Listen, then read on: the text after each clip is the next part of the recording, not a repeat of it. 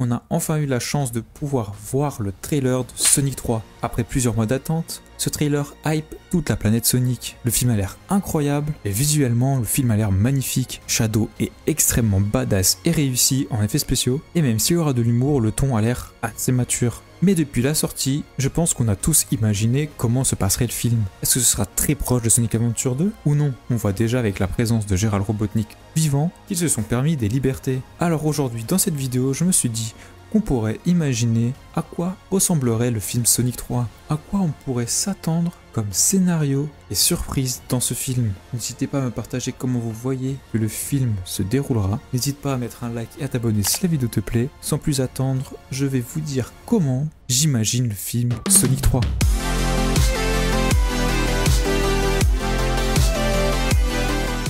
Pour commencer, je m'attends à ce que le ton du film reste proche des derniers opus. Mais par rapport aux derniers, mais plus sérieux, on aura toujours de l'humour, mais je pense que tout ce qui tourne autour de Shadow sera sérieux. Avoir de l'humour n'est pas gênant en soi, mais il est clair que ce sera le film le plus sérieux des trois. Le passé et l'histoire de Shadow apporteront une certaine gravité et une touche de tristesse au film. Et ce qui me plaît dans le trailer, c'est que Shadow n'a pas été transformé en clown. Ils ont su préserver son côté sombre et mystérieux.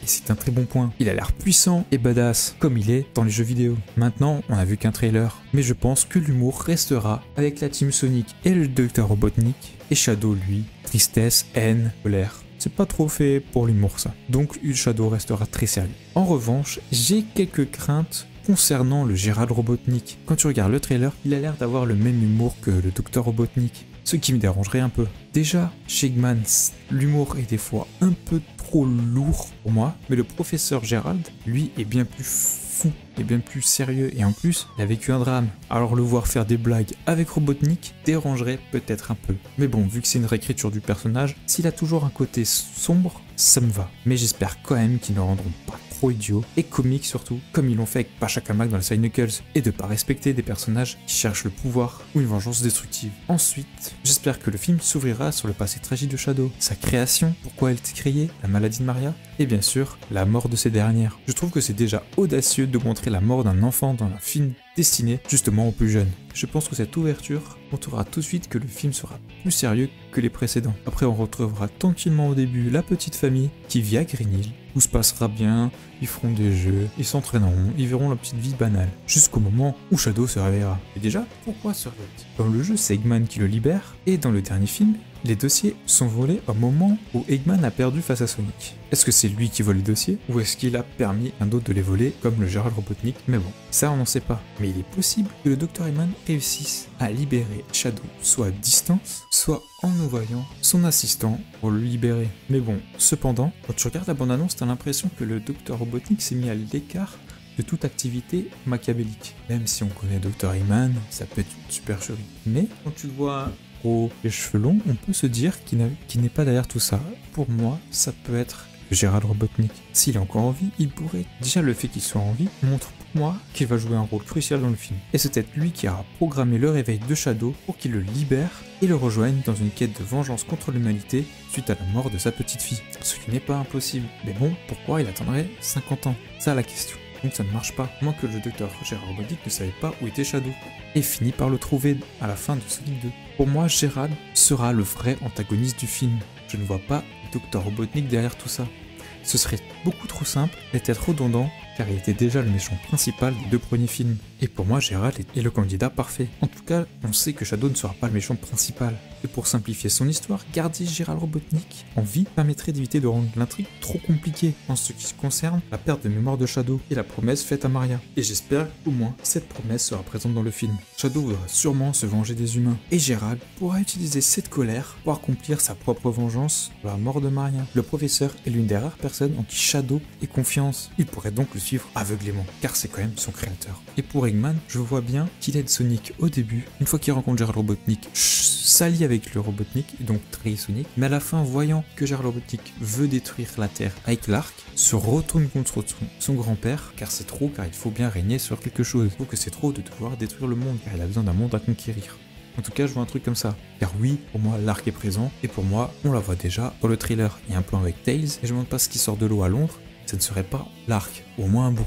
Mais oui, elle sera présente, pour moi c'est sûr à 100%, surtout ce fameux plan avec Tails. Bien que les émeraudes du chaos n'apparaissent pas dans la bande-annonce, cela ne signifie pas qu'elles ne seront pas présentes, car un trailer, surtout chez Sonic, cache beaucoup de choses. Gerald pourrait demander à Shadow de les rassembler pour son projet, et Shadow pourrait affronter Sonic jusqu'à ce qu'il se souvienne de la promesse faite à Maria, comme dans le jeu. Car pour moi, la bataille qu'on voit dans le trailer est la bataille où Shadow se réveille. Il sort de la fameuse prison, et ensuite, la ville la plus proche est Tokyo, et c'est là qu'il commence à déchaîner sa haine, un peu partout, car il veut se venger de Maria. Et c'est ensuite qu'ils retrouvent Gerald Robotnik, et que là, ils se mettent à chercher les émeraudes du chaos. Car à un moment où, dans le film, on voit un plan où le Docteur Robotnik et Sonic utilisent un anneau pour se retrouver dans une sorte d'île ou de forêt. Ce qui veut dire que Sonic va peut-être voyager. Et d'ailleurs, pourquoi ils sont à Londres à un moment? Donc, fait que Sonic va sûrement voyager dans le monde, et pourquoi pas à la recherche des émeraudes du chaos. Bien sûr, tout ce que je dis. Et d'ailleurs, ce sera la première fois que Sonic se montrera dans une grande ville sans se cacher.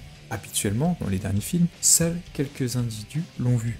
Mais cette fois-ci, il sera au centre de Tokyo, sous les yeux de tous. Et oui, dans Sonic 1, il reste à Green Hill et il se bat un peu à San Francisco. Mais vu qu'il se déplace tellement vite, personne ne le voit. Dans Sonic 2, bien sûr, il y a les agents du Gun qui savent qu'il existe, mais pareil, c'est que des petits groupes de bars en Sibérie. Et encore une fois, le combat final se fait à Green Hill. Là, ce sera au centre de Tokyo, une ville où il y a énormément de monde, donc Sonic sera vraiment connu dans le monde entier. En tout cas, je pense. Ça peut donner quelque chose d'intéressant. Maintenant, on voit un plan où Tom crie Sonic. Est-ce que Shadow va le tuer? Ce sera pas lui qui le tuera directement, car Sonic ne le pardonnera sûrement pas. Mais il pourrait être gravement blessé, ou tué sous une explosion, sous un mur qui cède, quelque chose comme ça. En tout cas, la mort, ou en tout cas, les graves blessures de Tom ajouteraient une dimension dramatique au film. Car pour l'instant, à part Tails, aucun des amis de Sonic n'a été blessé dans les films. Et je pense que Sonic quittera sa famille humaine à la fin de ce film. On le voit déjà, Tom, très peu présent dans le thriller. Il réalisera peut-être qu'il met constamment cette famille en danger, qui ne peut pas se défendre, et que maintenant le monde entier sait où le trouver. Ou bien juste il se dira qu'il a assez grand pour vivre ses propres aventures, et qu'il partira avec Tails et Knuckles. En tout cas, j'aimerais qu'un jour il quitte Green Hill, qu'il voyage, ou en tout cas qu'il se fasse sa propre maison. Même si ce n'est pas dérangeant en soi s'il reste avec Green Hill. Mais j'aimerais qu'il s'émancipe un petit peu des humains, car n'oublions pas que Sonic dans les jeux, même si, ok, vous allez me dire c'est une adaptation, donc c'est pas comme dans les jeux, mais dans les jeux, ça reste un personnage libre qui voyage partout. Et j'aimerais qu'à un moment, on trouve ça. Maintenant, est-ce qu'on aura le Bio-Lizard? Je sais pas, ça me paraît beaucoup pour un film, et il faudra expliquer pourquoi il est là, que c'est le premier prototype et tout ça, rapidement. Mais pour le combat final, il le faut s'il y a Super Sonic et Super Shadow, voilà, il le faut un moment. S'il y a l'arc, si ça se passe comme dans Sonic Adventure 2, maintenant ils peuvent modifier, l'arc semble tout seul, besoin d'une force exceptionnelle pour arrêter l'arc, il faut que Shadow et Sonic l'arrêtent. J'aimerais en tout cas qu'ils y soient.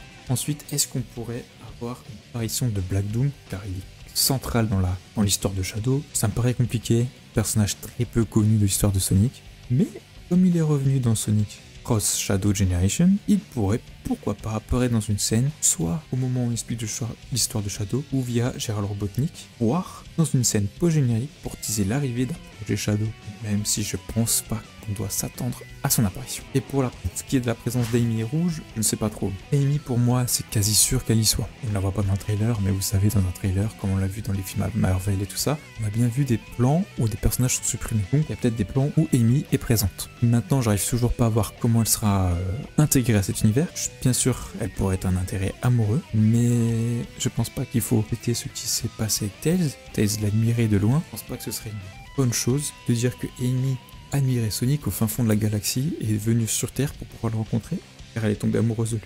Je ne pense bien sûr à Amy, l'apport d'Amy dans la saga apporterait un intérêt amoureux à Sonic, bien sûr, mais j'avoue que j'ai du mal à imaginer son arrivée dans l'univers Sonic. Je sais pas comment elle va arriver, mais bien sûr, il faut qu'elle arrive à un moment donné, et pour moi, c'est quasi sûr que c'est dans ce film, au moment ou à l'autre. Est-ce qu'elle aura une forte présence? Ça, autre chose. Est-ce qu'elle ira au début, au milieu ou à la fin? Pour moi, s'il y a une histoire de voyage avec les émeraudes du chaos, je me vois bien Sonic se balader de planète en planète ou de zone en zone, et qu'à ce moment-là, il rencontre Amy. Ce qui ferait une rencontre plus naturelle, et qu'elle a besoin peut-être d'être sauvée dans une scène. Sonic la sauve, et elle tombe amoureuse de Sonic et veut le suivre, etc. etc. Mais est-ce qu'il pourrait, pourquoi pas, teaser d'autres personnages? Mais déjà, ayons Amy, Shadow, ce sera déjà pas mal. Parce qu'on peut penser aussi à Rouge, mais pour moi, son apparition semble quand même moins probable que celle d'Amy. Mais pourquoi pas?